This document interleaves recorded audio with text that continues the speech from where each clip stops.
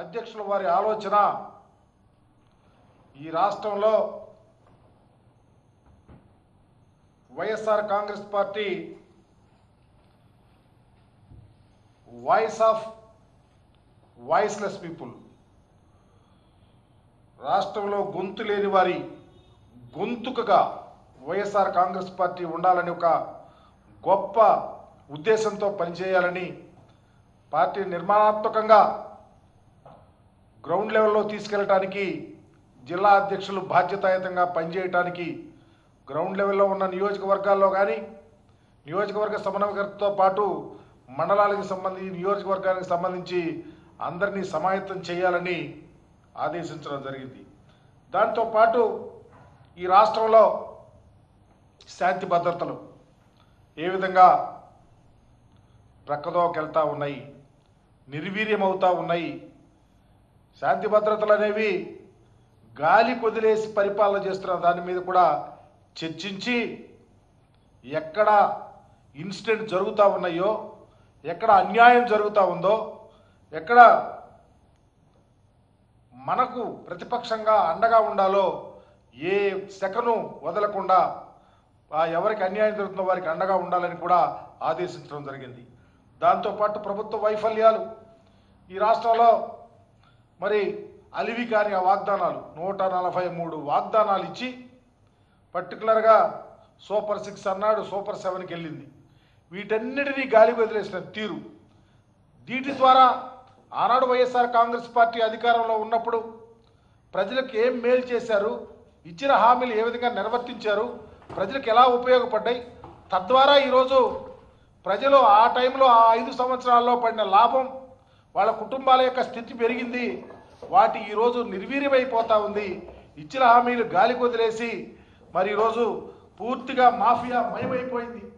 ఏ sector చూసినా mafia, ఈరోజు పూర్తిగా రెడ్ బుక్ రాజ్యాంగం నడుస్తూ ఉంది. దీని ద్వారా ఇక్కట్లు పడుతున్నటువంటి ప్రజానీకానికి, దీని ద్వారా మరి సంక్షేమ పథకాలు అందకుండా ఈరోజు చాలా సెక్టార్స్ గ్రౌండ్ లెవెల్లో చూస్తూ ఉంటే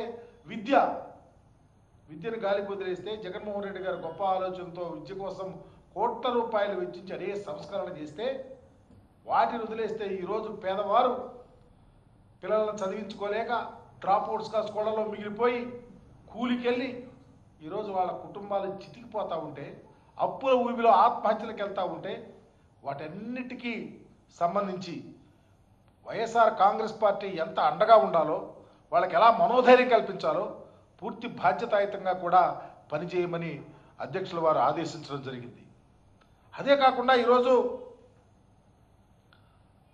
రాష్ట్రంలో వాళ్ళు ఇచ్చిన హామీలు ఎక్కడ ఏది నిర్వర్తిస్తల్లా, ఏ పరిస్థితిలోనూ పర్టికులర్గా రైతాంగానికి చూద్దాం. రైతు సమస్యలు ఈరోజు రైతు విలవిల్లాడిపోతూ ఉన్నాడు. ఎండకు మండికి ఎలా మసైపోతూ ఉందో ఈ రాష్ట్రంలో రైతు సంక్షేమానికి బీటలు వేసినటువంటి ప్రభుత్వం జగన్మోహన్ రెడ్డి గారు, ఆనాడు రాజశేఖర రెడ్డి గారు ఎంత గొప్పగా వ్యవసాయం దండుగ కాదు పండుగలాగా పనిచేయాలని చెప్పారో, అంతకన్నా మిన్నగా ఈరోజు జగన్మోహన్ రెడ్డి గారు ముఖ్యమంత్రిగా ఉన్నప్పుడు పనిచేస్తే రైతులు సుభిక్షంగా ఉంటే, పంట పండిస్తే మద్దతు ధర, పంట పండించడానికి ముందు వ్యవసాయం చేసుకునే తరుణంలో 13,500 రూపాయలు ఇచ్చి రైతుకు ఆదుకున్న తీరు, రైతులకు సంబంధించి కెలామిటీస్ వస్తే ఆదుకోవటానికి ప్రత్యేకమైన నిధి 3 సంవత్సరాల క్రితమే అనౌన్స్ చేసి మద్దతు ధరతో ఏ పంటకైనా కొన్నటువంటి తీరు ఏ రైతు పార్టీలు చూడాల. రైతు కౌలు రైతు సుభిక్షంగా ఉంటే ఈరోజు రైతు గురించి పట్టించుకునే నాదుడు లేడు. ఈరోజు వరి వేసే రైతు ఉరేసుకునే పరిస్థితికి వెళ్ళాడు. పంట పండిస్తే కొనే నాదుడు లేడు. మద్దతు ధర లేదు.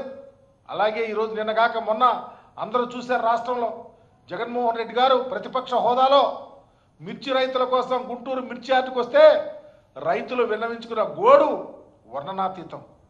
వెంటనే ప్రభుత్వం, ముఖ్యమంత్రి గారు కేంద్ర ప్రభుత్వానికి ఒక ఉత్తరం రాసింది. రాసి లేదు 11,887 రూపాయలకి మద్దతు ధరతో మేము కొంటాము, కేంద్ర ప్రభుత్వంతో మాట్లాడేమని చెప్పి ఒక లెటర్ మా మొఖాన పడేసి, రాష్ట్రాన్ని మొఖాన పడేసి గాలి కుదిరేశారు. ఈరోజు మిర్చి రైతులు ఎంత దారుణంగా అప్పుల ఊబిలోకి వెళ్ళారో ప్రజలందరికీ తెలుస్తూ ఉంది. అందుకనే మిర్చి రైతులకి అండగా ఉండాలని, మిర్చి రైతుల కోసం వైఎస్ఆర్ కాంగ్రెస్ పార్టీ ఎక్కడ అవకాశం ఉంటే అక్కడ ఇదివరకు ప్రభుత్వం ఏం చేసింది, ఇప్పుడు ఎంత లాస్ అవుతుందో తెలిసి రాబోయే రోజుల్లో వైఎస్ఆర్ కాంగ్రెస్ పార్టీ అధికారంలోకి వస్తే ఎలా అండగా ఉంటామో చెప్పాల్సిన బాధ్యత ఉందని కూడా చెప్పడం జరిగింది. ఇకపోతే పొగాకు మీరు చూశారు. ఈరోజు రాష్ట్రంలో పొగాకు జగన్మోహన్ రెడ్డి గారు ముఖ్యమంత్రిగా ఉన్నప్పుడు, లేకపోతే అంతకన్నా ముందు చంద్రబాబు నాయుడు గారు ఉన్నప్పుడు పొగాకు రైతులంతా వెళ్ళి